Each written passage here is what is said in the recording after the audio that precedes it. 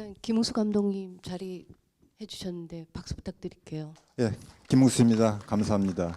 그리고 사실 영화를 재밌게 만들지도 못하면서 이런 극장 상영할 때는 너무 재미없으면 어떡하나 하는 또 이렇게 뭐라 그러나 미안함 같은 거 그런 거가 생기고 그러네요. 아무튼 와주셔서 감사합니다. 항상 보면 네. 이게 너무 재미없는 거 아닌가 하는 그 뭐라 그러나 좀. 그리고 제가 만든 입장에서 한 가지 말씀을 드리면 그 중간에 화면이 약간 껌뻑껌뻑한 거 있잖아요. 그거 여기 미술관 쪽 잘못 아니에요. 어떻게 제가 그거를 영문 그 프린트를 만드는데 이게 해결을 못하는 지점들이 있더라고요. 뭐가 잘못 찍힌 건지 아니면 컨버팅하면서 뭐가 안 되는 건지 지금까지 이런 경우가 없었거든요.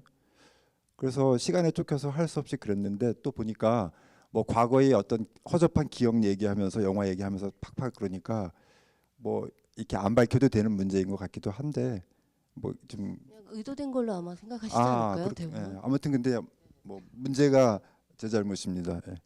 저기 전혀 영화 보는데 방해가 되거나 그러진 않아서 아마 저랑 비슷하게 생각하실 것 같고요. 그래서 김웅수 감독님 영화를 많이 보신 분들도 있을 것 같고 또 이 영화가 처음인 그런 관람객들도 있으실 것 같긴 한데요. 되게 굉장히 좀 포멀한 것 같지만 김웅수 감독님 그래도 소개를 짧게 해드릴게요. 네, 김웅수 감독님은 저희 예전에 그 삼가오 소멸이라는 저희 그 프로그램에서 2014년에서 15년에 걸쳐 있었던 것 같은데 그런가? 예, 그때의 16년이었나요? 네, 2016년. 저도 네. 저보다 더 기억하시네요.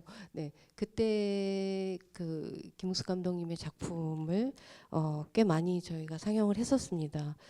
그때 저희가 과거는 낯선 나라다, 물의 기원, 아버지 없는 삶, 물속의 도시까지 저희가 상영을 했었는데요. 천상고원도 했죠. 네, 2006년. 네, 사실 그 전에 시간은 오래 지속된다라는 첫 영화를 기억하시는 분들도 있을 텐데, 그리고 조금 의외의 작품으로 생각하시는 또 욕망이라는 영화도 있었고요. 또 달려라 장미 같은 이런 극영화도 있었지만은 천상고원부터는 이제 그 혼자서 뭐랄까요, 그 외롭게 이제 또는 조금 자유롭게 작업을 하시기 시작을 하셔서 어쨌든 그래서 물속의 도시까지 저희가 상영을 했었는데 이후에 2016년에 옥주기행을 만드시고 그리고 우경이라는 작품을 만드시고 나서 2018년에 지금 3편의 영화가 그 개봉? 공개. 네, 그렇죠. 공개. 개봉이란 말, 뭐 개봉 공개 같은 말이죠. 뭐 그렇구나. 사실 예. 예. 그래서 그 공개가 됐습니다. 그래서 오사랑, 초현실, 산나리 이렇게 됐고요. 저희 이제 2019년 신작인 셈이죠. 나르시스의 죽음이 극장으로 그러니까 프리미어 상영이 오늘 된 건데요. 공교롭 어떻게 보면 또 다행히도 저 옆집이죠. 아트시네마에서 신작전을 하고 있어요. 그래서 7월 말까지 한다고 하는데 옥주기행부터 시작되는 거죠. 신작전에는 아니요, 우경. 우경부터 아니. 어디부터 시작되죠? 오사랑. 오사랑부터. 예. 우경도 상영하지 않나요? 그거는 1월 달에 했어요. 했군요. 예. 네. 그래서 오사랑, 초현실, 산나리, 나르시스 좀 네. 이렇게. 그래서 다른 작품 궁금하신 분들은 네, 그 아트 시네마 가서 보셔도 될 것 같습니다. 네. 일단 기억력이 좀 이렇게 뭐랄까 흐려지기 전에 일단 봤던 영화 나르시스의 죽음에 대해서 먼저 얘기를 하고 그리고 좀 신작 중심으로 네, 옥주기행 이후부터 작품의 어떤 변화가 분명히 지금 일어나고 있는 것 같은데 그거에 관련된 그런 얘기를 좀 들어봤으면 합니다. 일단 나르시스의 죽음 저는 되게 몰입해서 봤어요. 전혀 지루하지 않았고요. 그리고 물론 숲과 사이사이 그림들 또 뭐 오버랩 뭐 그 이미지 중첩되는 뭐 몇 가지 어떤 그런 이미지들 또 굉장히 사적인 그런 이미지들 사진이라든가 뭐 이런 그 이미지들과 같이 나오는 어떻게 보면은 단조로운 어떤 그 관객들이 볼 때는 그런 구성일 수도 있겠지만은 마치 이렇게 그 하나의 흐름에서 이렇게 점점점 빠져들듯이 이야기가, 그래서 이야기를 이렇게 재밌게 하시는 줄은 정말 몰랐고, 아 이제 경제에 이르는 게 아닌가 그런 생각을 또 잠깐 했을. 진짜요? 네, 네. 그래서 사실 저는 그 솔직히 말씀드리면 김웅수 감독의 목소리가 약간 거북할 때가 있었어요. 그 보이스오버로 계속 들리면 약간 하이톤 유지 한번 말씀드린 것 같은데. 예전에 네, 그 네. 그런데 이거는 본인의 목소리로 할 수밖에 없고, 이게 듣다 보니까 마치 이렇게 무슨 랩을 듣듯이 계속 쫙 빨려 들어가듯이. 그래서 저는 굉장히 이렇게 약간 스릴을 느끼면서 이렇게 봤었습니다. 네, 일단 나르시스의 죽음부터 얘기를 하자면 뭐 세월호와 관련된 그 작년에 만들어진 영화도 있지만 좀 얘기를 듣고 싶어요. 근데 이제 선생님은 저한테 너무 좋은 얘기만 해주신 거고 여기 이제 저를 처음 하시는 분들이 훨씬 많으실 것 같고 질문 이제 관계 질문 예, 좀 이따가 그다음에 받을 거예요. 저에 대한 어떤 백그라운드나 나의 뭐 필모그래피에 관심이 없는 것도 있고 어쨌든 오늘 오신 분들은 바로 이거잖아요. 이 사안 나르시스의 죽음. 그래서 그냥 뭐냐 그냥 가볍게 이 얘기를 많이 하시면 좋을 것 같은데 어떤 거가 관심이 있으신 사안인지를 잘 모르니까 그냥 너무 이게 방대한 얘기잖아요. 방대하다기보단 얘기를 하자면 끝이 없는 서로 간의 논쟁이 되고 또 뭔가를 이렇게 뭐 이론을 가지고 얘기하자면 끝없는 그 교수의 어떤 행태 같은 것들이 되고 그래서 어떤 것이 얘기 접점이 되는지를 사실 잘 모르거든요. 지금 이 상황에서는 관객과 저와. 그러니까 일단은 일단 물어보는 게 좋을 것 같아요. 제가 어떤 먼저 질문할게요. 네. 네, 그럼 작업 방식에 대한 그냥 궁금한 것부터 물어볼게요. 일단 뭐 우경처럼 그냥 한 명의 그냥 솔로가 계속 나오거나 아니면은 좀 익명의 다수가 나오는 또 신작들이 있잖아요. 뭐 사실 산다리도 그렇고 뭐 이렇게 우연히 잡히는 그런 다수의 군중의 이미지들도 있고, 그러니까 여러 가지 이 이야기를 하기 위해서 여러 가지 뭐 이렇게 아이디어가 있을 수도 있었을 텐데 일단은 택하신 거는 숲이잖아요. 네. 풍경. 네. 그 이유 계기가 있지 않을까요? 아, 이 얘기를 그러니까 1, 2, 3 영화 세 개를 얘기까지는 사실은 마지막 얘기를 하기 위한 그냥 이렇게 깔아놓는 뭐 그 기반 같은 거라는 느낌이 좀 들어요. 그리고 영화를 많이 보거나 공부를 많이 하는 사람들은 사실 다 아는 얘기일 수도 있고 또 이게 써놨듯이 근데 뭐 제가 그 얘기를 꼭 어느 책 어느 부분에서 읽었다는 느낌은 모르겠고 그냥 이렇게 뭐 정확하게 저 얘기를 쓰려고 쓴 게 아니라 뭔 얘기가 나오다가 이렇게 격가지로 나오는 얘기이기도 하고 그런데 이제 그거를 제 생각하고 맞춰서 거기까지는 정리한 거고 본론은 사실 그 이제 다 끝나고 나서 이게 중요한 것 같지만 사실은 이 얘기가 제일 중요하다. 나의 존재로 내가 하는 얘기. 이거는 이제 이런 방식일 수도 있을 것 같아요.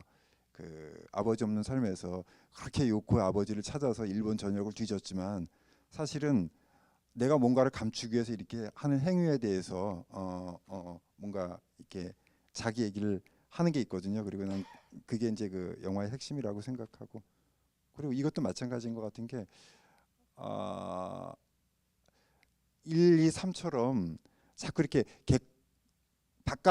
내가 저 상황을 객관적으로 정리할 수 있다라는 식으로 얘기를 하면 사실 우리 모두에게 도움이 되는 건 하나도 없는 것 같아요.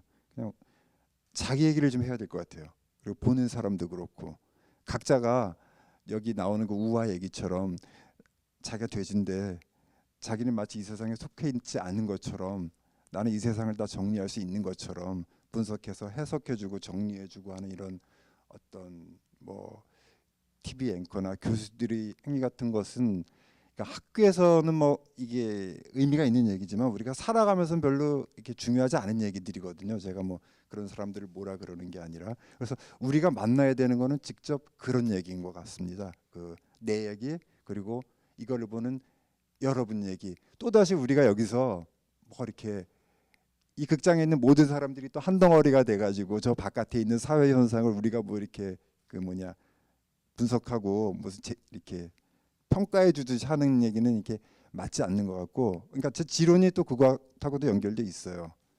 그러니까 이게 가장 중요한 얘기인데, 이 중요한 얘기를 하기 위해서 어떻게 좀 뭐 지식적으로 개념적으로 또는 사람들이 아주 그 컨벤셔널하다고 생각하는 그런 얘기에서 이제 결론으로 이끌 것인가.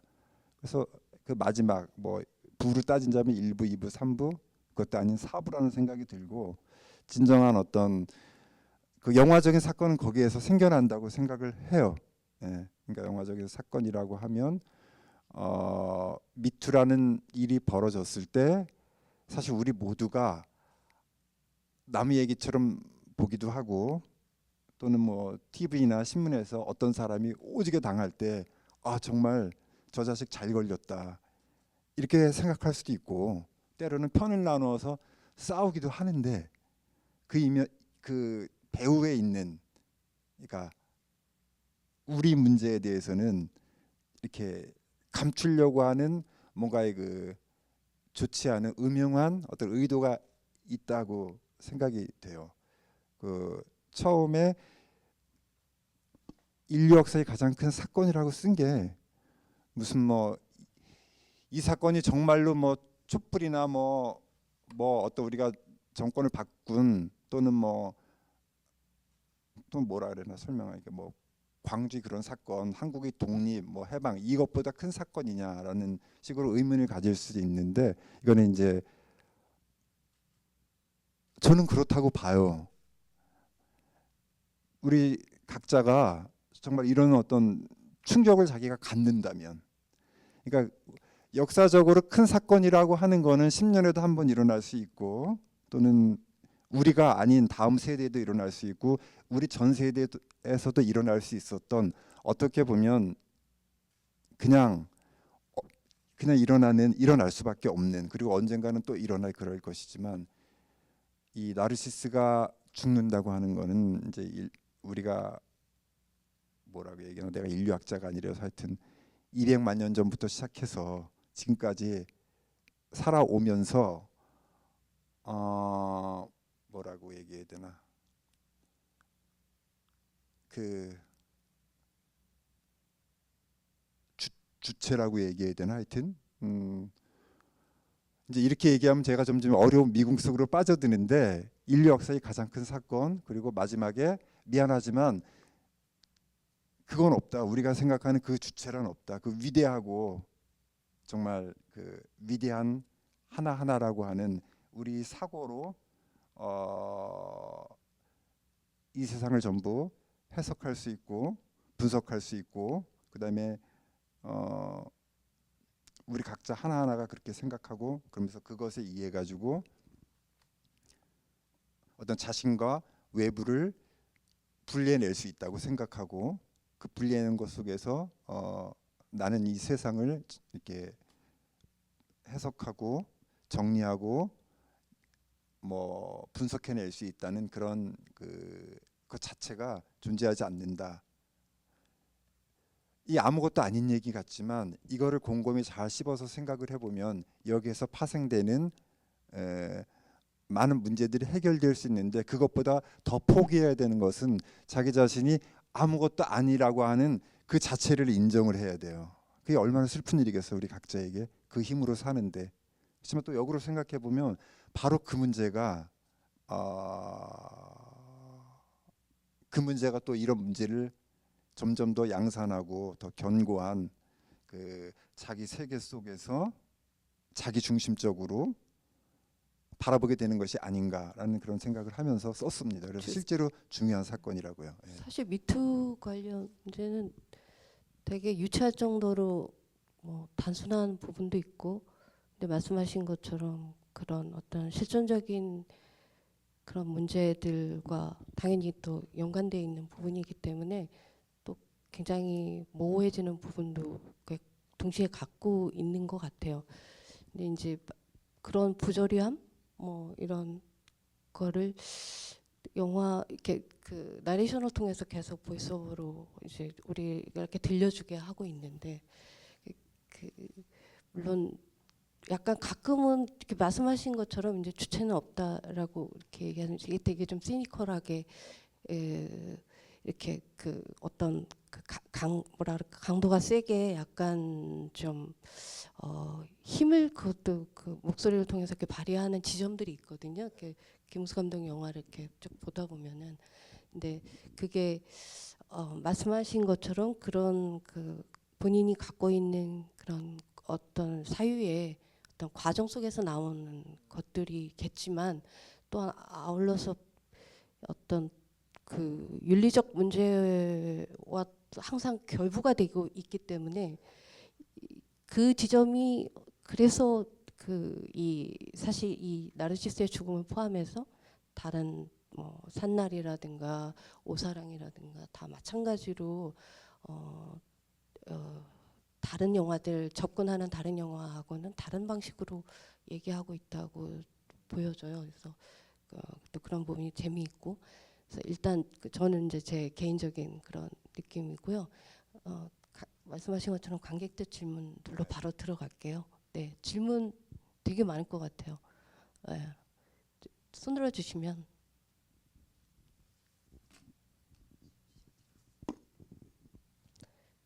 이렇게 네. 질문들이 이제 올 것 같은데, 네.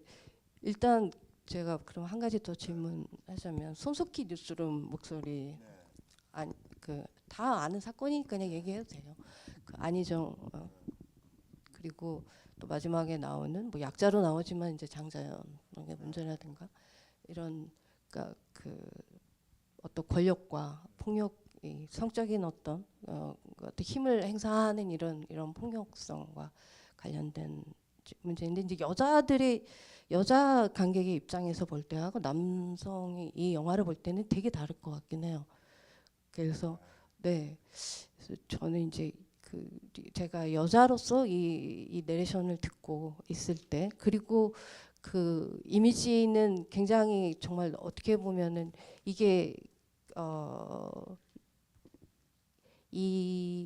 이런 그 목소리를 듣는 것과 저 숲의 어떤 이것이 어떻게 이게 뭐 매치가 되는지 이러한 거하고는 상관없이 굉장히 아름다운 숲인데 어쨌든 그 머릿속에서는 계속 그 이 우리가 갖고 있는 기억과 연관되는 이제 이야기들을 계속 던지시고 있어서 그 이제 아마 여기서도 제가 이렇게 구분하는 것 자체가 잘못된 거예요. 여성 관객과 남성 관객 이렇게 중요한데 저도 지금 이제 어떻게 보면은 그 오류를 범하는 거인 것 같은데 하여튼간에 그래도 느낌은 다를 것 같긴 해요. 다를 수밖에 없는 부분이 있죠. 그리고 네. 진짜 만들면서 뭐 이거 잘못하면 뭐 이런 얘기도 들을 수 있겠구나. 네가 어떻게 뭐 남자가 뭘 여자의 문제를 안다고 뭐 이런 얘기가 될 수도 있고 아니 뭐 그래 그나마 뭐 해주겠다는 거야 뭐 이런 식으로 좀 시니컬한 반응을 들을 수도 있고 특히나 요즘이 그러니까 그런 것과 상관없이 만드는 이유가 그거에 대해서 내가 안다고 얘기를 하지는 않아요. 그리고 가능한 한 그런 얘기를 하려고 하지도 않았고 실제로도 모르고 뭐 사실은 모르잖아요.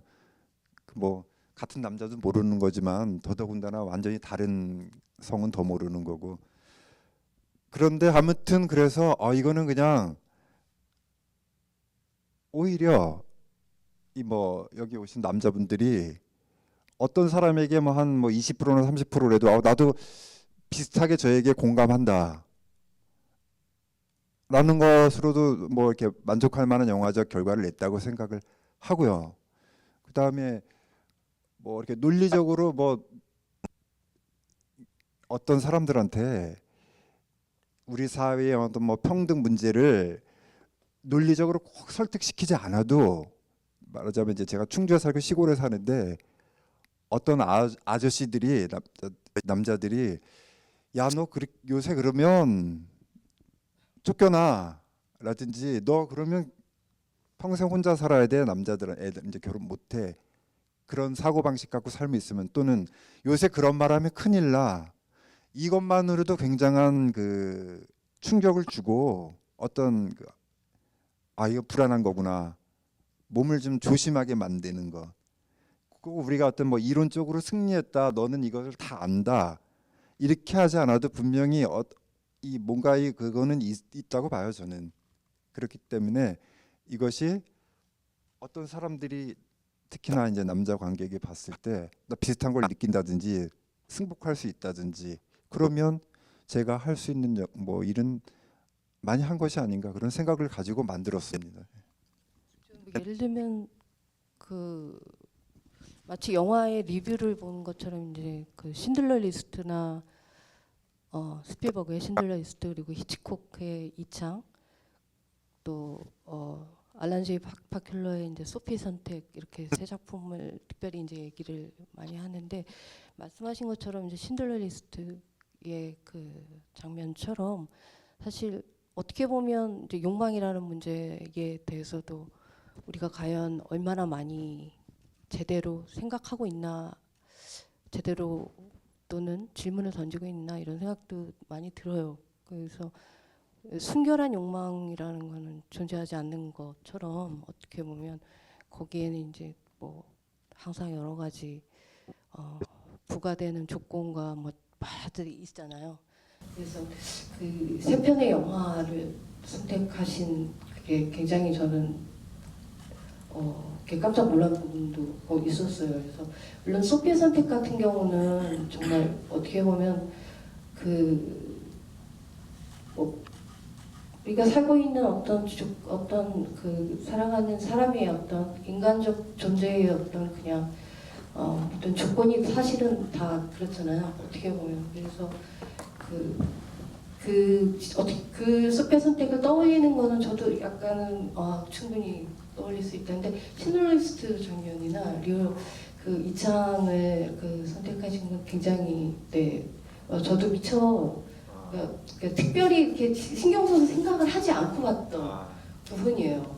그러니까 네. 이 문제가 딱 터졌을 때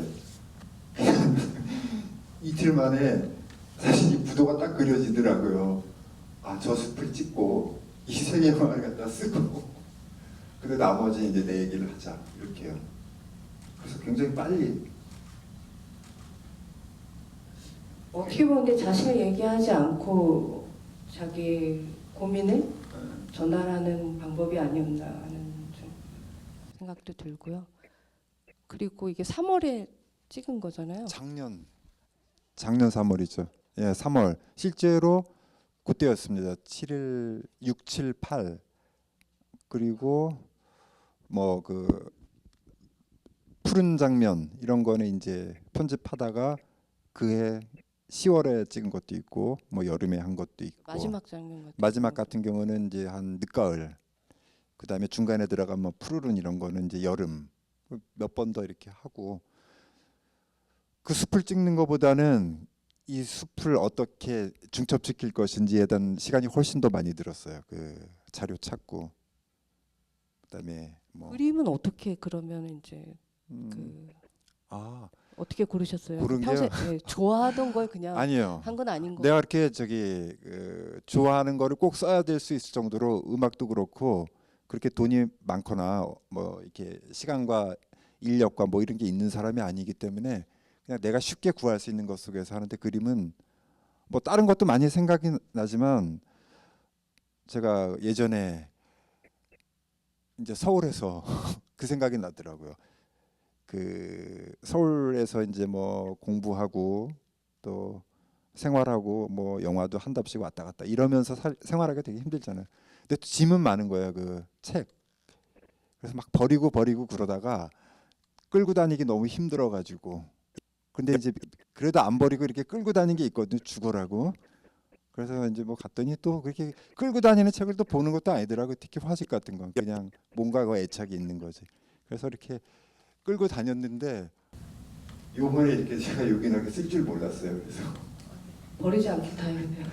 그냥 한번 볼까 하고 이렇게 보니까 꽤 괜찮은 게 있더라고요. 그리고 뭐 그림 같은 경우는 이제 뭐 아주 유명한 뭐 보나르를 빼고는 그냥 내가 사적으로 이렇게 가지고 있었던 뭐 그런 거 여러분들 잘 모르실 거예요. 그런 그 파나나 뭐 이러한 저기는 그리고 그 사진은 저랑 이제 촬영하면서 많이 작업하셨던 그 박경준 김철환 감독님이 이제 촬영 현장에서 몇 개 찍어준 게 있는데 잘 찍은 사진들이 있더라고요. 제가 35대 30에서 40 이때쯤 찍었던 거 그것들을 좀 쓰고 그래서 그 우연히 그게 쓰이게 되더라고요. 그래서 아마 이런 데 쓰라고 그거를 그렇게 막 돌 같은 그 덩어리를 끌고 다녔나 안 버리고 그래서 잘 썼습니다. 그래서 그 롯데마트 이렇게 묶여 있었던 그 동상 그건 실제 있는 거예요.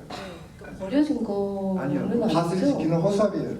그게. 네. 예. 근데 되게 웃긴 게 그거가 실제로 뭐냐 그 무슨 마네킹 같은 거를 해다가 뭐 거기에 나는 그 아주 할아버지가 정말 주술적인 힘이 있어서 그렇게 해놓은 건지 근데 무슨 뭐 예술행위는 아니에요. 폴리스 이렇게 있고 네. 그죠? 근데 무슨 하여튼 서양인의 얼굴 서양 폴리스 네, 그, 네. 그 이거 있어요 그냥 이렇게 그 밭을 지키고 있어요 네. 허수아비로. 그리고 이제 음악 사용이 요거는 이제 슈베르트 음악 쓰셨는데 아니면 뭐 다른 영화에서 이제 마을을 많이 쓰시기도 하시고 어디 보면 과감하게 음악을 그냥 클래식 음악을 어떤 때는 그냥 계속 그냥 쓰시고 그러세요. 근데 약간 그게 그래서 저는 이제 파솔리니가 약간 그렇거든요. 음악을 되게 과감하게 그래요? 근데 그냥 조금 이상하게 그냥 춤추는 정도로 막 쓸 때가 있어요. 근데 이제 김우수 감독님도 그래서 어떤 때는 정말 이제 여기서는 그 정도는 아닌데 오사랑 같은 경우에는 그 이제 장면 장면이 그 이미지가 이미 갖고 있는 힘이 너무나 강한데 그게 음악이 너무 세니까 이렇게 들어가다가 이렇게 약간 이럴 때가 조금 있어요. 그래서 이렇게 그 음악을 그 쓰실 때 이렇게 특별히 뭐 그냥 그 직관적으로 그냥 쓰시는 건지 어떤 건지 좀 궁금해요. 그런 거 같고 어떤 영화 작업을 하다 보면 그 이전까지 내가 알고 있었던 음악이나 들었던 것 중에 딱 떠오르는 게 몇 개 있어요. 그래서 그냥 이렇게 넣어보고 좋으면 하고 아니면 안 하고 그런 적이고 뭐 난 좀 특별히 뭘 뭔가 이렇게 뭐 죄송합니다 선생님 얘기에 대해서 뭐 그렇다는 표현이 아니고 뭔가 이렇게 영화가 어떤 절제돼야 되고 세련돼야 되고 뭔가 어떤 그 쉽게 얘기해서 굉장히 그런 건 없어요. 사실 이렇게 좀 내질러도 상관없고 좀 촌스러워도 좋고 오히려 어떨 경우에는 너무 그 완벽하고 절제되고 세련된 그게 그 숨이 막히고 또 저게 강박이라는 생각이 들기도 하고 어떤 경우에는 세련되지 않기. 사실 그죠. 제가 음악 말씀드린 건 제가 왜 이렇게 쓰시는지 이해를 했어요. 사실을 보면서 그게 그러니까 어떤 점에서 이해냐면은 이거는 그냥 김웅수라는 캐릭터. 그렇게 보시면 돼요. 네, 그게 이제 느껴지더라고요. 그래서 근데 이제 그렇게 캐릭터로 느껴지게 한 힘은 많이 만드셨기 때문인 것 같아요.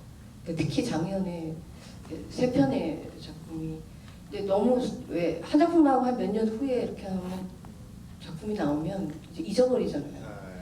근데 이제 이게 연속해서 계속 보다 보니까 그게 연결이 되더라고요. 전 개인적으로 그랬거든요. 일단 제 얘기는 그렇고요. 질문들을 안 하셔서 제가 질문을 좀 했습니다. 네. 먼저 영화 되게 잘 봤다고 감사 인사 먼저 드리고 싶고 그리고 질문이 그 사실 두 가지가 있는데 첫 번째는 그 배경음악을 그 슈베르트로 쓰셨잖아요. 약간 거기에서 혹시 의미를 따로 담아가지고 그거를 그 배경음악을 선정하셨는지 그리고 두 번째로는 그 마지막에 나왔던 멘트 중에서 미안하지만 주체는 없다라고 자막이 마지막에 나왔잖아요. 그거의 의미에 대해서도 조금 여쭙고 싶습니다. 두 번째 얘기는 난 철학자가 아니어서 뭐라고 설명하기가 하여튼 첫 번째 얘기를 먼저 하면 음악은 슈베르트 뭐 부제로 붙어 있는 거지 아니면 표제로 붙어 있는 거지 판타지 피아노 소나타 중에 뭐라고 질문을 하신 거죠? 그거를 왜 썼느냐 그런 건가요? 심적인 뭐. 아니 의도 없고요. 그냥 그 음악이 떠올랐어요. 떠올랐고 그다음에 여러 가지 이제 파일 중에 정말 좋은 연주는 알고 있는데 그건 정말 쓸 수가 없어서 여러 가지 뭐 쉽게 얘기해서 돈 문제나 절차 문제 이런 거로 그런 건데 근데 뭐 보시다시피 영화가 뭐 비싼 음악을 깔아 놓는다고 해서 더 빛날 것도 아니에요. 그냥 어느 정도 용인되는 한에서 좋은 멜로디 쓰면 될 것 같고 또 하나는 슈베르트가 맞는 것 같아요. 이 영화에는 그러니까 너무 진지한 그 심오한 말하자면 뭐 그런 것도 아니고 뭐 이렇게 아이러니한 그런 것도 아닌 것 같고 그냥 이렇게 뭐라고 해야 되지? 일종의 어떤 불안감을 주는 점에서는 좀 어떤 그 낭만성은 낭만성인데 약간 그 우울함도 있고 뭔가 불안함도 있고 근데 어쨌든 선율 자체는 이제 마지막에 가면 그 즐거워지는 것도 있고요. 그래서 잘 어울릴 것 같다. 그리고 또 그런 게 있어요. 제가 아무리 영화가 이렇게 좀 재미없고 그래도 너무 사람을 고문하는 건 안 좋다. 그래서 이거를 써가지고 특별히 영화가 뭐 이상해지거나 뭐 이런 게 아니라면 그냥 이렇게 좀 가능한 한 즐거움을 줘야 된다. 그것이 이제 어떤 즐거움일지는 모르겠는데 너무 이렇게 말 절제하면서 강박을 가지진 않았으면 좋겠다는 게 제 삶이고 그렇습니다. 그리고 두 번째 주체는 없다. 이거는 너무 얘기가 방대해질 것 같기도 한데 그냥 어떻게 보면 어떤 사람이 들으면 뭐 저 얘기 저렇게 깊고 어려운 얘기를 저렇게 단순하게 하고 좀 생각하실 수 있을 것 같아요. 그냥 이런 얘기를 한번 해볼게요. 만약에 내가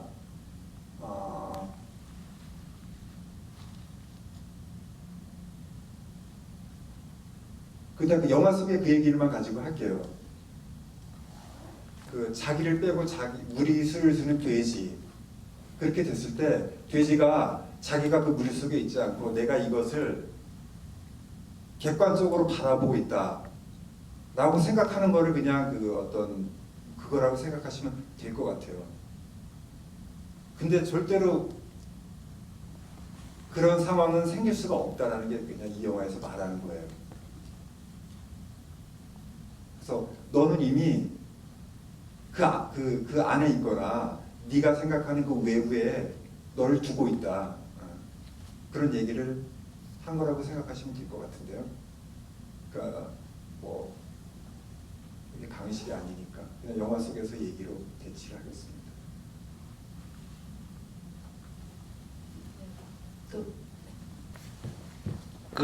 제가 이거 영화 재밌게 봤고요. 일단은 제가 한 가지 불만이 있는 것은 컬러하고 흑백을 동시에 쓰신 것 같아가지고 그게 좀 그 첫 번째 질문하고 약간 좀 겹치긴 하는데 이게 컬러하고 흑백을 번갈아서 쓰게 된 이유라든지 이건 의도가 뭔지가 궁금하거든요. 그 첫 번째 질문하고 좀 비슷한 거긴 한데. 네.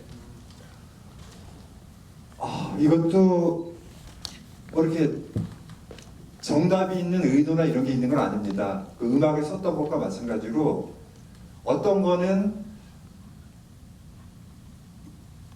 그러니까 컬러로 갔다가 그게 마음에 들지 않으면 한번 왜 이게 내한테 이렇게 확 들어오지 않지라는 의문을 가지면서 한번 여러 가지 시도를 해봐요. 그 이미지로 다른 거를 대체해 보거나 그러면 대체해도 이것만한 게 없다 그러면 근데 왜 이럴까 하면서 뭐 흑백으로 바꿔보거나 그러면 어느 순간에 이것이 맞다라고 하는 어떤 지점이 딱 생길 때가 있어요. 그래서 이거는 그냥 영화를 보면서 다분히 순간적이고 직관적으로 그거를 선택을 하는 건데요. 근데 또 이상하게도 그렇게 선택을 해서 나중에 영화를 보면 아 저게 맞는 거였구나라는 그런 생각이 들어요. 그래서 우리가 뭐 이렇게 이것저것 이렇게 시도를 해보는 게 아니겠습니까? 여기에 컬러가 맞는지 흑백이 맞는지 또한 어떤 경우에는 원래 사진이 흑백 사진이어서 흑백으로 들어간 경우도 있고요. 또 어떤 경우에는 컬러긴 한데 분명히 이게 그 원본이긴 한데 이게 이렇게 들어가는 게 이 영화에 안 어울리거나 아니면 뭐 효과가 그다지 100% 나지 않을 때는 이거 왜 그럴까 의문을 갖게 되고 거기서 어떤 해결 방법을 찾으면서 나오는 그 선택의 문제인 것 같아요. 예, 그래서 이것도 역시 뭐 나한테 무슨 뭐 심오한 계산이 있거나 아니면 꼭 그래야만 하는 어떤 뭐 영화적 규칙이 있거나 이런 문제는 아닌 것 같아요. 좀 부족할 것 같은데 너무 매갈이 없는 대답인 것 같아서 네. 조금 얘기를 이 작품 말고 그 옥주갱 이후에 옥경 더해서 하여튼 뭔가 감독님한테 일어난 변화가 분명히 있는 것 같은데요. 아 그래요? 네, 그래서 그런 부분의 얘기를 좀 듣다 보면 이것과로 다 자연스럽게 연결되는 네, 그 지점이 편하게 있을 것 얘기할게요. 같아서, 편하게 네. 얘기하는 거는 이제 어떤 고집스럽고 견고한 나 자신의 포기. 이건 이제 뭐 제 스스로 선택한 것도 있고 또 하나는 이 세상이 그렇게 이렇게 받아주지 않기 때문에 그래요. 그러니까 받아주지 않 내가 왜 외롭다 이런 얘기가 아니고 그렇게 맞춰서 살기에 이제 선택의 문제인데 이제 사실 얼마 안 남았잖아요. 살날이요? 아니 사실 쉰이 넘었어요. 그리고 저보다 젊으세요. 그래요? 그러면 이제 좀 더 자유롭게 살아야 되는 건지 아니면 늦었지만 그래도 열심히 이 구조 속에서 소위 그 성공한 무엇으로 남아야 되는 노력을 해야 되는지를 이렇게 생각을 해보면 계산이 쓰잖아요. 이제 끝난 거라고요. 그러면 선택해야 되는 건 이제 자유고 자유로움이고 그렇게 하다 보니까 훨씬 더 이제 시간도 줄어들고 에이 그냥 나 하고 싶은 거 하자. 그러다 보면 이게 이제 생기는 변화예요. 그래서 예전에 어른들이 우리가 이게 뭐든지 이렇게 포기하면 오히려 새로운 행복이 올 수도 있다라고 하는 게 너 그래 인생 그냥 이렇게 네 주제를 알고 살아라는 그런 어떤 뭐 교훈만은 아닌 것 같아요. 송충이는 솔잎을 먹어 이런 게 아니고 우리가 가진 어떤 쓸데없는 환상이나 욕망 중에서 어떤 것을 털어내면 사실 그 자리는 다른 어떤 보상이 온다는 그런 느낌 들고 또 뭐 이런 보상을 원하고 한 것도 아니고 그냥 그렇게 살자 하고 이제 하다 보니까 훨씬 더 뭐 사람이 더 외적으로도 더 활력 있게 보이고 왜냐면 일단 많이 하면 굉장히 재밌게 사나 보다라는 그런 생각을 하고 보잖아요. 사실 그렇지도 않은데 뭐 그런 변화가 이제 그것 속에서 생긴 것 같습니다. 제가 그 시점이 아마 옥주기행 그리고 옥주기행에서 뭐 옥주기행 영화를 모르시는 분들도 있겠는데 아무튼 제가 진도에 가서 소리를 찍은 영화인데 이거를 찍으면서 그런 저기를 얻었어요. 그건 뭐냐면 저는 일부러 그 인간문화재가 못된 사람들만 찍었어요. 그 처음에 찍었던 인간문화재들은 다 빼버렸어요. 그러니까 거기에서 뭔가 쾌감이 느껴지더라고요. 그러니까 이게 망친 거예요. 그 소리라고 하는 걸 우리가 국가나 어떤 문화를 서열로 세워가지고 이 100명 되는 사람 중에 한 명만 인간 문화재를 만들어주고 할 때 나머지 잘 열심히 소리하고 잘 평화롭게 살던 99명은 이상한 사람이 돼버리는 거예요. 그리고 그게 사실은 지배 문화가 어떤 것을 취사 선택하면서 서열을 만들고 하는 방식이라고요. 그리고 거기에 이제 그래서 보존이라 그러잖아요. 그 몇 명을 가지고 보존하는 거 이렇게 무대에 세우고 돋보자락 입고 아줌마들 막 이렇게 한복 입고 막 쪽지고 막 이렇게 화장하고 나와가지고 뭐 이게 뭐 창하고 막 이러는 거 이게 되게 서글퍼요. 뭐 이 사람이 잘한다 저 사람이 잘한다를 얘기할 수는 없지만 그렇지 않은 사람들도 너무 잘하고 단지 그 뭐 그렇잖아요. 아무리 자기가 소리를 즐겨도 자기 안 알아주면 사실 그 서글픈 거 아니겠습니까? 그래서 제가 가서 막 이렇게 해주니까 너무 좋아하시더라고요. 그래서 나는 그냥 뭐 이름 없는 한 개인입니다라고 얘기하지도 않았어요. 그냥 유명한 사람인가봐, 감독인가봐 하면 그냥 그 환상을 그냥 가지도록 내버려뒀어요. 이거 좋잖아요. 어떤 서울에서 이렇게 어떤 감독님이 와가지고 막 찍고 그리고 좋고 그다음에 무대에 서지 않았을 때 그 줬었던 그 감동 이런 것도 너무 굉장히 강렬했고 그리고 그거를 서울에 와가지고 이제 사람들한테 전달해 주려고 그렇게 노력을 했지만 그 잘 전달이 되지도 않고 물론 상영도 잘 되고 소리도 굉장히 좋았는데 이미 이렇게 뭐 받아들일 준비가 되어 있지 않은지 아니면 뭐 저런 건 그냥 이렇게 주류에서 떨궈져 나온 사람들 그냥 위로하는 영화다 뭐라고 생각할 수 있겠고 그래서 그냥 소리 소문 없이 사라졌는데 저한테는 굉장히 중요한 영화가 쉽게 얘기해서 나도 저렇게 될 수 있겠구나.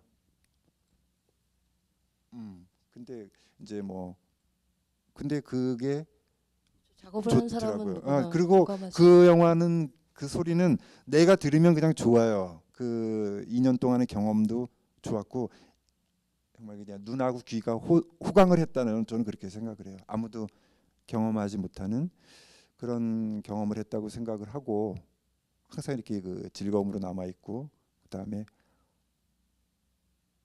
그러다 이제 우경으로 가는 계획은 어떻게 되시나요? 우경은 그 이전에 거의 작업을 다 하고 후반 작업을 하면서 내놓은 건데 그거 뭐 어쨌든 그것 그다음에 오사랑 초현실 뭐 산나리 이런 영화들을 다 이제 그런 흐름 속에서 그냥 너무 많이 계산하고 너무 많이 잘 되려고 하고 이렇게 하지 말자. 어차피 나한테 이제 그런 거 오지도 않고 다 끝났다.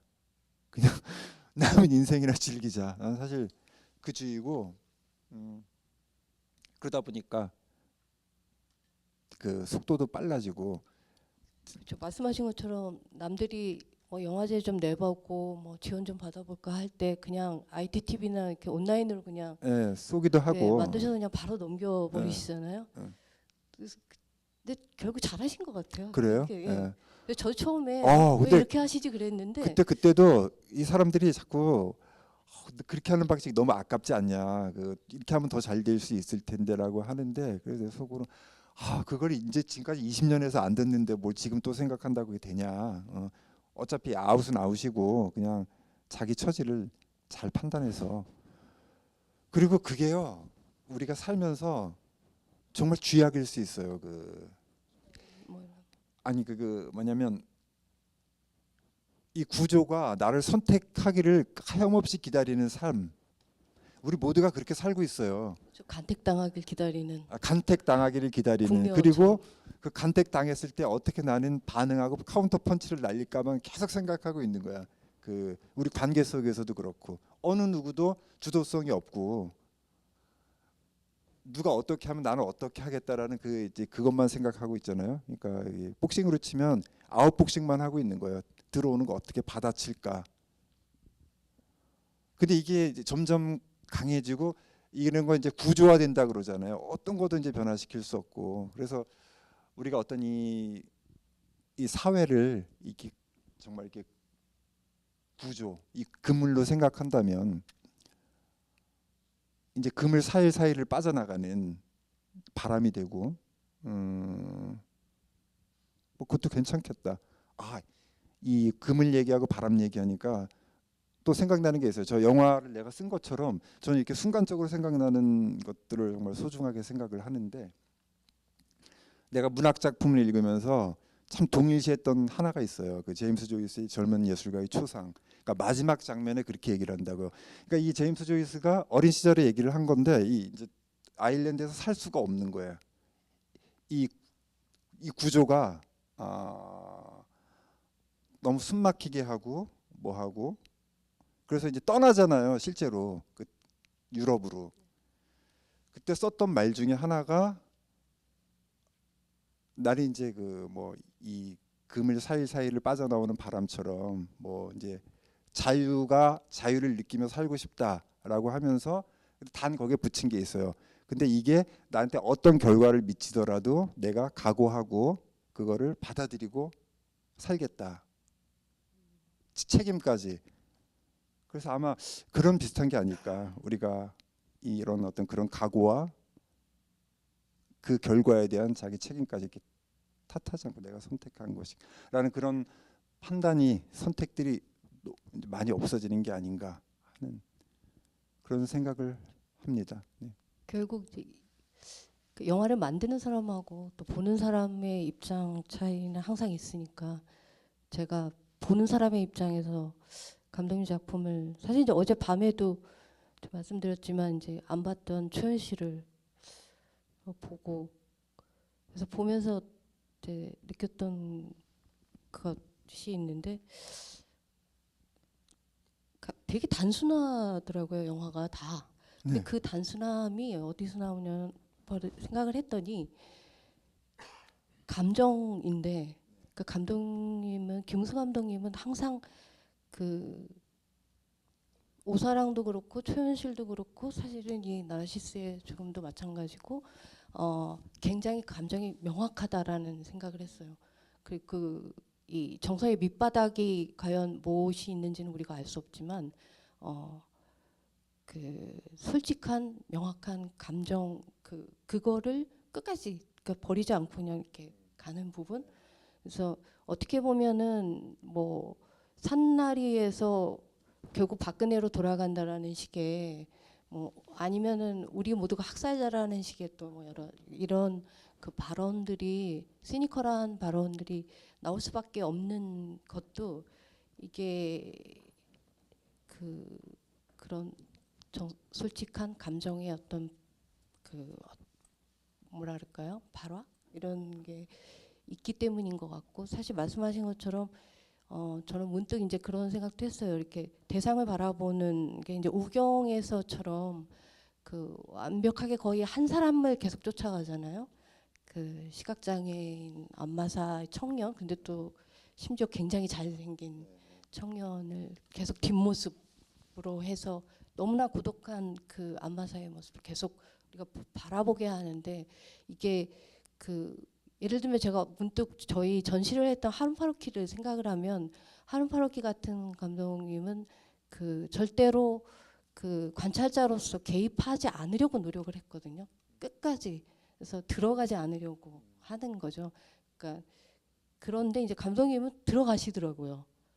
그게 그냥 그 억지로 교감하는 게 아니라 그냥 그 정서의 어떤 한 그 파장 안에 있기 때문에 그냥 같이 들어가 있다라는 그런 느낌이 들어서 그래서 그 다른 그런 그거 하나 좋았어요. 더 덧붙이자면 제가 너무 솔직해가지고 저는 그러니까 사람들이 영화를 만들면서 개입을 해서 감정을 전달해 줘야 된다는 이 적극성이라는 게 있다는 것도 그렇고 우리가 객관적으로 떨어져서 절대로 들어가지 않고 아주 냉정하게 그것도 그렇고 도무지 그 실현될 수 없는 어떤 상황들의 어떤 그 미학을 가지고 얘기하는 그런 함정에 빠져 있다고 생각을 하거든요. 그러니까 제 개인적인 입장으로는 그런 상황은 절대로 일어날 수 없는 거고 그냥 우리가 어떤 미학을 하고 비평을 할 때 만들어내는 어떤 틀일 뿐이라는 거예요. 그러니까 우리는 어떤 대상에 대해서 아무리 이해를 하려고 노력하고 뭐 하고 그래도 아무리 들어가도 결국은 떨어져 있을 수밖에 없고 그런데 그렇다고 하면 그럼 여기 문구에 썼지만 우리는 타인을 이해할 수 없다. 너무나 당연한 현대적 말이다. 거기에 그치면 정말 냉소가 되는 거예요. 이래 우리는 중요한 게 있어요.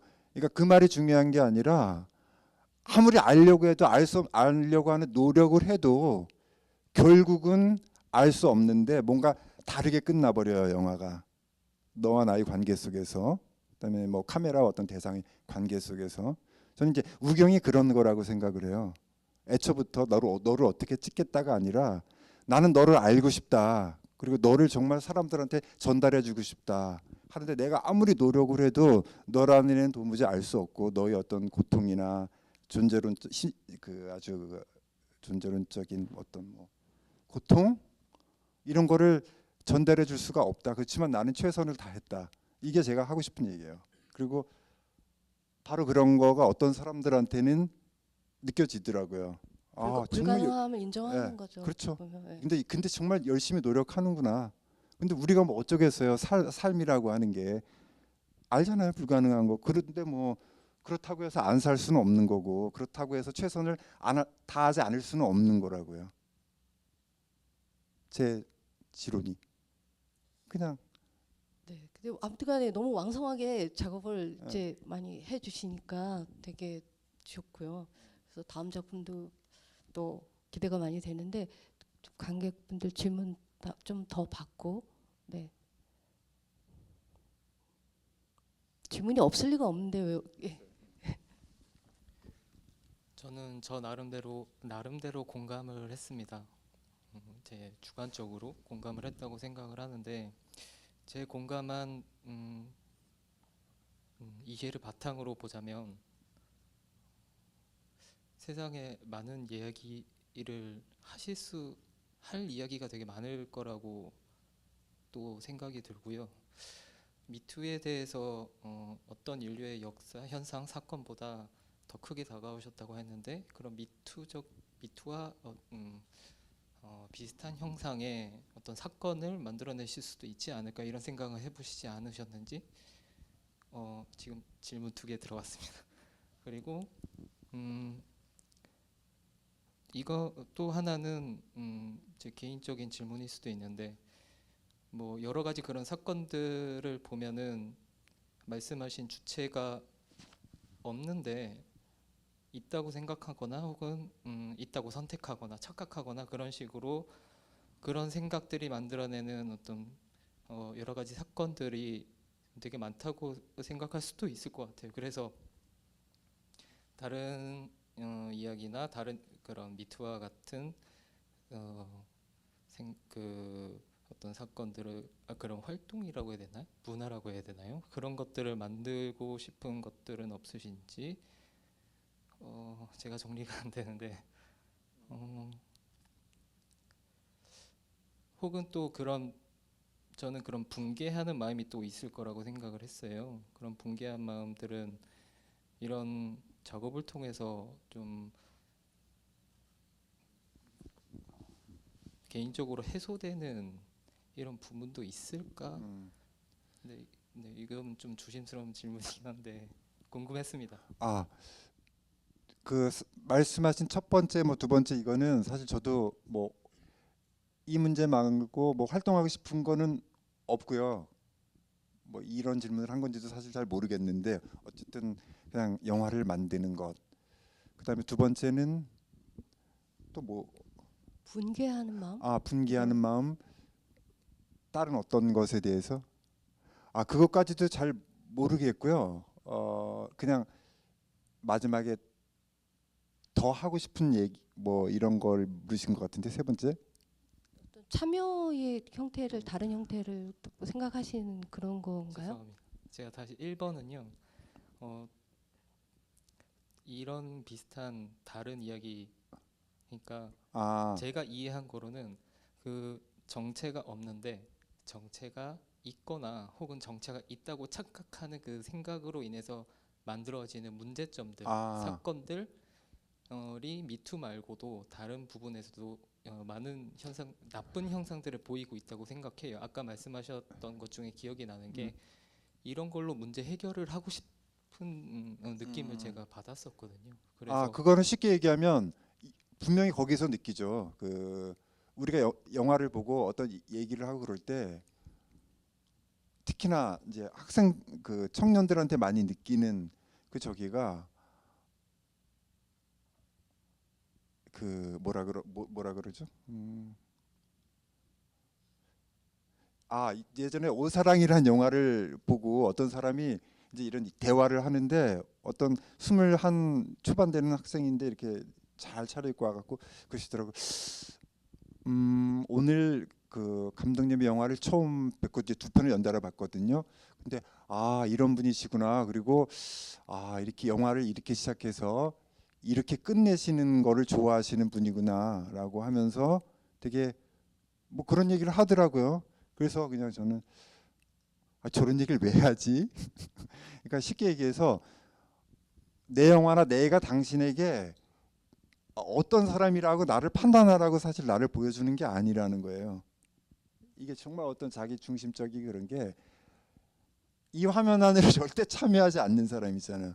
뭔가 얘기를 하는데 얘기를 한다고 참여하는 게 아니거든요. 또 어떤 사람은 얘기를 안 해도 이미 이 안에 이렇게 공간 속에 들어와 있고, 근데 어떤 사람은 아무리 이 공간 속에 들어와서 막 참여하듯이 얘기를 해도 결국 저 바깥에 있어요. 바깥에서 항상 이 관찰과 어떤 평가와 저 사람이 어떨까 이렇게 호구조사하는 것과 같은 느낌, 그리고 실제로 그것이 참여라고 생각하고 돌아가고, 사실 이런 건 너무나 만연되어 있어요. 그러니까 얼마나 우리가 자기 중심으로 저기를 하고 있나라는 그런 문제에 대해서.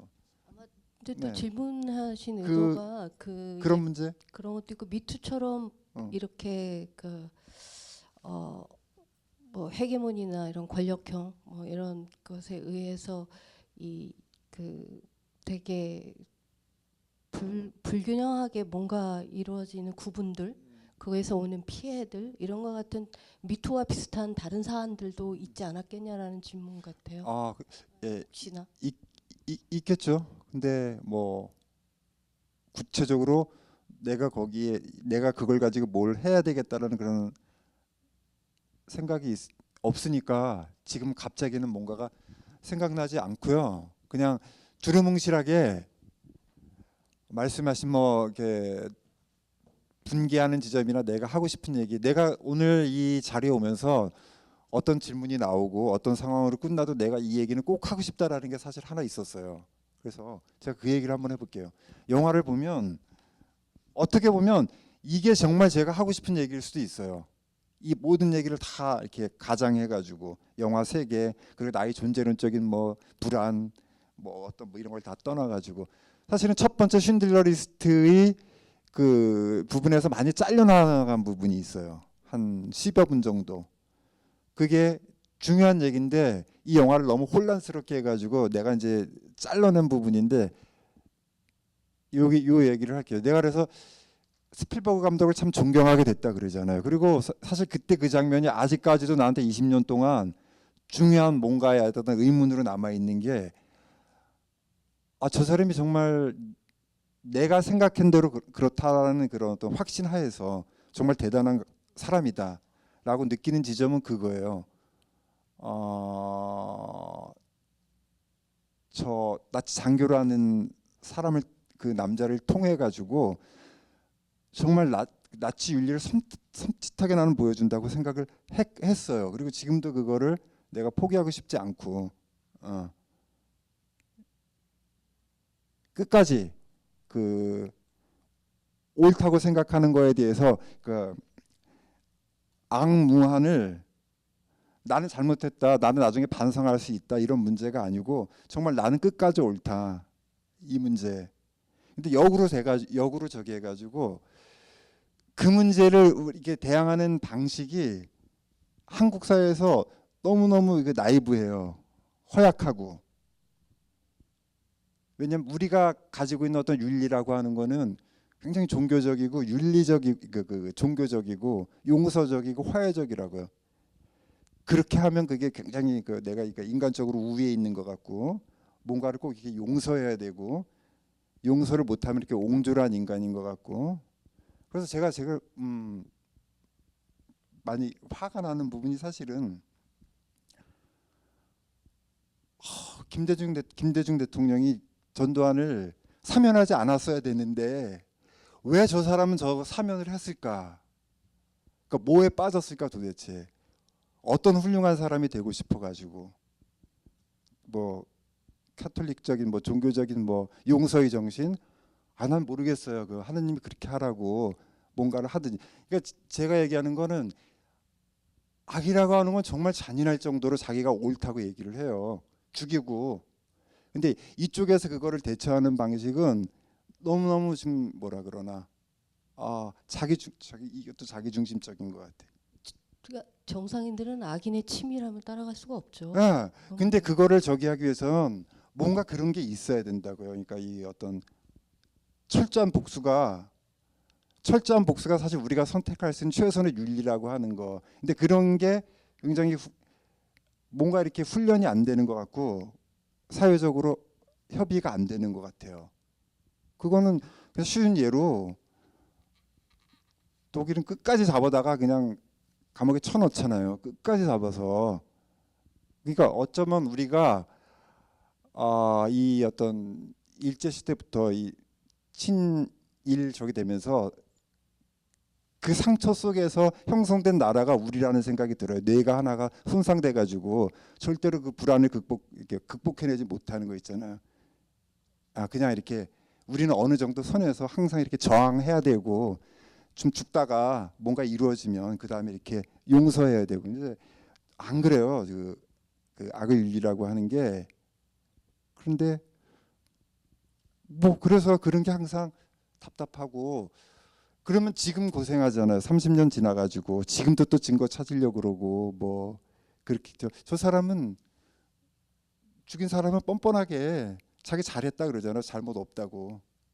그거 어떡할 거예요? 그런 게 그러니까 그 문제가 그럴 수 있는 기회가 있는데도 안 한다는 거예요.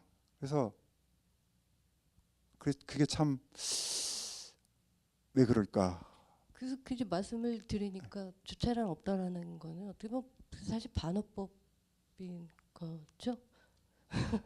이게 뭐 아니요, 그게 개체는 명확하게 아니요. 그게 이런 보이는데 문제라고요. 만약에 어떤 사람이 누굴 용서할 때 사실 자기 권리는 없는 거예요. 내가 내 내면의 나의 어떤 완벽함을 위해 가지고 누구를 용서하고 말고 할 쉽게 얘기해서 그냥 그 어떤 해야 되는 권한은 사실 외부에 있는 거라고요. 이 사회 속에. 그죠? 그런 의미에서 얘기를 하는 거예요. 그러니까 그거를 자기가 만들어내는 자기 미학화를 정리해서 그거를 마치 이것이 옳은 것이냐 권한을 행사하면 안 된다는 거죠. 그게 왜냐? 어쨌든 저희 이렇게 해결되지 않은 저희 어떤 역사의 이 잔재 이것들 그게 지금 저희 현실인 거고 그 안에서 어쨌든 이제 가장 치명적이었던 이제 뭐 세월호 문제부터 이렇게 이제 자꾸 나오는 그래서 거잖아요. 그게 네. 그 계속 이제 이쪽에는 어떤 악순환이 계속 되는 음. 거예요. 그게 좀 불안한 게 그거잖아요. 지금 들어가 있는 사람들은 언제 꺼낼까? 그리고 과연 누가 정말 저 사람들에 의해서 복수를 당하더라도 내가 그것에 대해서 책임을 지고 하겠다라는 그런 용기는 누가 가질 수 있을까? 이거 지금 심각적인 문제예요. 제가 그냥 이렇게 뭐 열혈적으로 분노하고 이런 문제가 아니라 그거를 책임질 수 있는 사람이 있을까? 없었어요. 그러니까 뭐 진짜 그 김구를 죽인 안두희를 끝까지 찾아가 가지고 그 망치로 때려 죽이는 거 있잖아요. 그것에 대해서 어떤 새로운 가치를 이게 부여해 줘야 돼.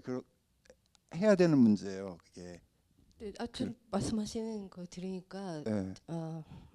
어저께 이제 저희 장례꽃하루 이미지북을 신작이에요. 상영을 했는데 그 마지막 부분에 지금 90이 넘으셨죠. 지금 정말 연세가 많으신데 사람들이 더 이상 더 슬퍼하지 않기 때문에 지구가 버려진다라는 식의 그 대사가 보이스오버로 들려요. 그러니까 그만큼 제대로 보지 못하는 거잖아요. 그러니까 이렇게 뭐 정말 슬퍼해야 될 것들, 뭐 분노해야 될 것들에 대해서도 제대로 알지 못하기도 하고 또 사실 요즘은 뭐 미투도 마찬가지지만 SNS나 이런 거를 통해서 더 사실 악화되고 있더라고요. 이게 진짜 본질을 잃고 뭐 이상한 그 젊은 네티즌들의 이거 보면은 무슨 다 기억은 안 나지만은 뭐 여혐 뭐 젊은 우리 친구들은 다 잘 아실 것 같아요. 그래서 이 페미니즘의 그러니까 이렇게 이 이상한 구분짓기 이런 게 더 심해지고 있기도 하고 그래서 더 알 수 없어지는 그런 지금 상황이더라고요. 그래서 지금 너무 아무런 얘기만 한 것 같은데 네 마무리를 대충 줘야 될 것 같아요. 그죠? 그러세요. 혹시 질문 좀 네 마지막으로 질문 더 받고요. 네. 저는 감독님 영화 처음 봤고 꽤 인상 깊게 봤어요. 생각할 지점도 많다고 생각을 했고 저는 영화를 보면서 이제 화자가 미투 사건을 통해서 어떤 이제 거울적인 그런 역할을 한 거죠. 나르시스라는 것도 결국 어떤 거울의 존재가 있어야지 자신을 깨달을 수 있는 거니까. 그래서 그거를 통해서 어쨌든 자신 나르시스라는 것 주체가 없다. 그리고 수많은 얽히고 설킨 관계 속에 이게 존재를 한다. 뭐 그런 내용이라고 전 이해를 했는데 약간 일단 두 가지 질문인데 첫 번째 그냥 영화적으로 숲의 이미지가 나오는 게 이미지적으로 의도하신 부분이 있는가 그게 궁금하고 두 번째는 뭔가 이 영화를 이제 만드시면서 관객들이 이걸 관람을 했을 때 나중에 어떤 생각 또는 태도의 변화나 뭐 그렇게 네 그런 변화를 촉구하는 부분을 이제 원하는 지점이 있나 어쨌든 약간 네 약간 이걸 보고서 관객으로서 내가 이걸 보고 그럼 나는 어떤 태도를 지녀야 될까라는 생각이 좀 많이 들어서 감독님 생각은 어떤지 궁금합니다. 숲은 이 문제를 이거를 찍으려고 할 때부터 이 숲을 찍으면 되겠다고 생각을 했습니다. 그 이유는 뭐 어떤 사람에겐 전달이 되고 어떤 사람에겐 전달이 안 될 수도 있겠고 또 어떤 사람에게는 어사무사하게 뭔가 있는 것 같아라는 뭐 이거 세 번째 항이 제일 맞는 것 같아요. 뭔가 그 이유는 뭐냐면요. 이 숲이 갖는 느낌이 뭐 뚜렷하게 아름답다라고 표현할 수도 없고 명확하게 뭐 이렇게 거칠다 이렇게 표현할 수도 없고 그렇다고 무슨 뭐 동남아시 밀림처럼 뭐 그런 무성한 것도 아니고 뭐 하여튼 이게 말로 표현할 수 없는 그 원시성 말로 표현하기 이전의 어떤 상태 말로 표현되어서는 안 되는 어떤 상태 그것을 그냥 저 또는 보는 사람들이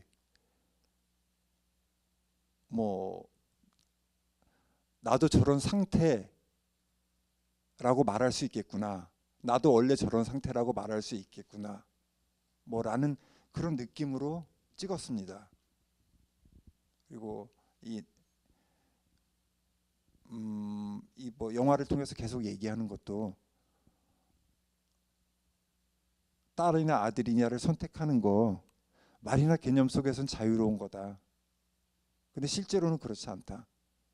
그러니까 바로 그런 말 있잖아요. 그 말로 다 설명이 안 되는 그 상태를 내가 뭘로 다 표현할 수 있을까? 그러면 말로 다 표현할 수 없는 그런 상태라고 말로 또 해야 되잖아요. 결국 우리는 말 갖고밖에 살 수가 없으니까. 그렇지 않은 거를 그냥 찍고 싶었어요. 그런데 이게 뭐 어떤 사람에겐 정확하게 이 영화의 50%를 느꼈다라고 하는 사람도 있고 또 어사무사하다는 뭐 그런 느낌도 있고 아무튼 뭐 그런 생각으로 선택을 한 것이고요. 그다음에 두 번째 뭐 영화로 하여금 이제 관객들이 네. 그거는 잘 모르겠습니다. 처음부터 의도를 안 하신 건가요? 의도요. 의도는 그냥 여자 관객들은 모르겠고 그냥 남자애들이 와가지고 특히나 그 뭐 청년들 뭐 이러면서 한 반절 정도 공감 그 정도면 되지 않을까 그런 생각을 했어요. 그러니까 반절 정도 그래도 굉장히 뭐 할 일을 했다 이런 생각을 했습니다. 반절. 사실 저기 나르시스의 죽음에 이제 히치콕 영화 이렇게 나오지만 그런 거 생각하면 되게 묘해요. 히치콕 감독이 예전에 클로드 샤브롤이 어디 인터뷰에서 한 얘기인데 그분이 정말 그 금발미인에 대한 이게 뭐라 이렇게 도착적인 게 있어요. 그래서 그 촬영 현장에 그 뭐죠 그 현장에 있는 버스 그 뭐라 그러더라 갑자기 그 배우들 대기하는 거기에서 그 금발의 약간 무명의 여배우를 겁탈할 뻔해서 근데 겁탈까지는 안 가고 이렇게 뭐 하여튼 그랬던 일화가 있다고. 근데 이게 진짜인지 아닌지 잘 모르겠지만 샤브롤이 그런 얘기를 한 적이 있는데 만약에 진짜라면 어쨌든 영화는 정말 기가 막히게 만드셨지만 뭐 그분의 개인적인 삶에서의 그건 뭐 모르는 거죠. 뭐 우리가 알 수가 없죠. 네. 그리고 네.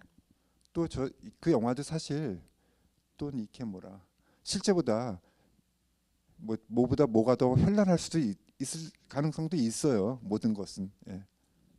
뭐보다 뭐가 더 네.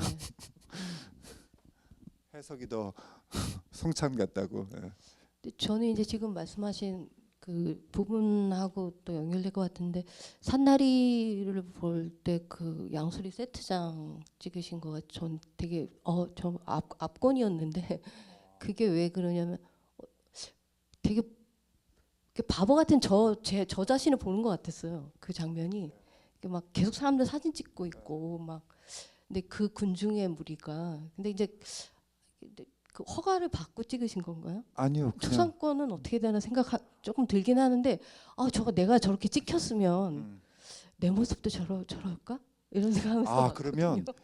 이 김인수 선생님은 굉장히 인텔리주의적이에요. 그렇게 생각하는 사람 별로 없어요.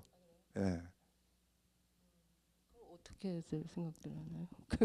아니 그 유원지나 이런 데서 다 보이거든요. 그리고 거기 나 위에도 다른 저기 뭐 이렇게 카메라들도 많고, 그리고 뭐라 그러나, 그게 아니고 지금 그런 거에 대해서 예민하게 생각하는 이 국가기관이나 이런 공간 속에서 활동을 하시니까 그거가 이렇게 좀 세게 초상권 관련이요? 네. 그 질문이요?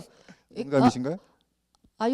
그것도 약간은 생각을 했어요. 그러니까 왜냐하면 이제 카페나 이런 데 가면 너도 나도 다 찍거든요. 근데 저는 가급적 그래서 때로는 사람을 찍고 싶을 때가 있지만 안 찍거든요. 그래서 근데 그런 건 아닌 것 같아요. 그렇죠. 카페에서 찍고 그러는 그렇게 거는 그런 너도 것처럼 생각을 못 하고 다르죠. 거기는 그래서 그냥 이렇게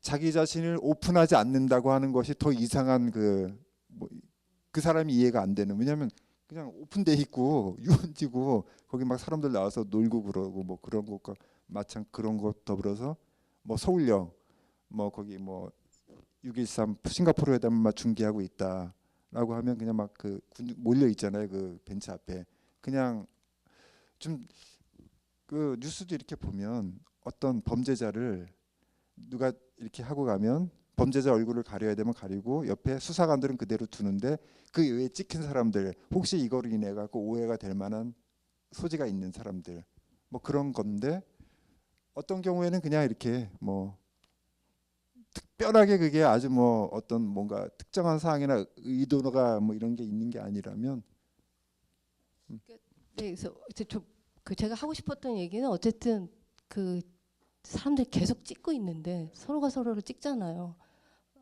그 감독님도 찍고 있고 그 안에 있는 사람들도 찍고 있고 뭘 계속 찍고 있는데 왜 찍는지는 모르고 근데 진짜로 그러니까 이제 서로 내가 뭘 보고 있는지를 모르는 지경에 가고 있지 않나 그런 생각도 들고 전시장에 여기 사진 찍으러 오시는 분들이 더 많거든요. 그래서 그림을 보는 게 아니라 인증샷 찍으러 많이 오시거든요. 그래서 이게 다 배경이 되는 거죠.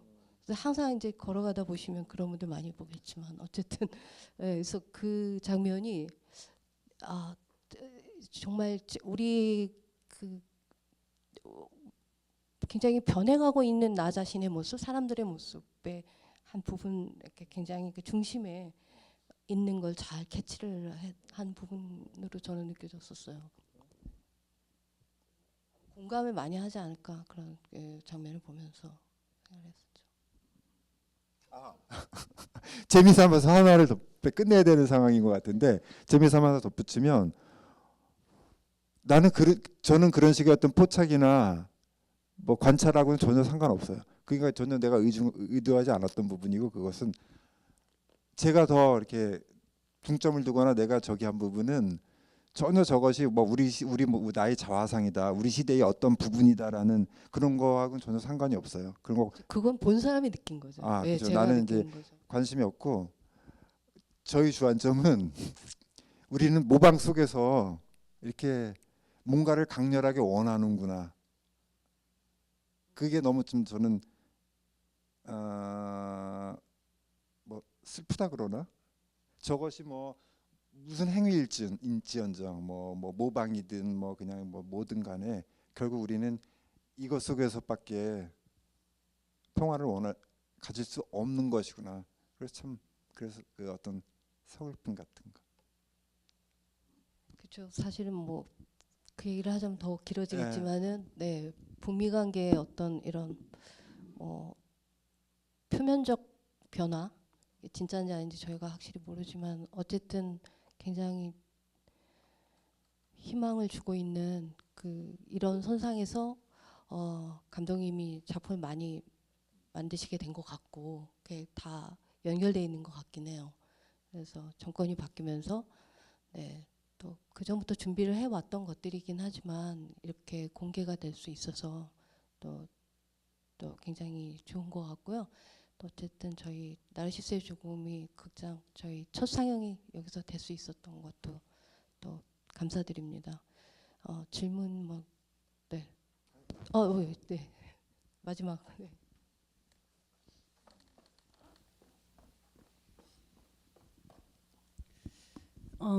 아까 이제 주체가 없다고 그랬는데요. 나르시스 죽음 하면은 흔히 이제 주체가 없는 게 아니라 그 주체하고 타자가 본인인데 본인의 복제인데 그걸 인지를 못해서 이제 죽게 되는 그런 어떤 신화도 있고 뭐 정신 분석학에서도 그런 이야기가 나오잖아요. 그래서 저는 역설적으로 주체가 없는 게 아니라 우리가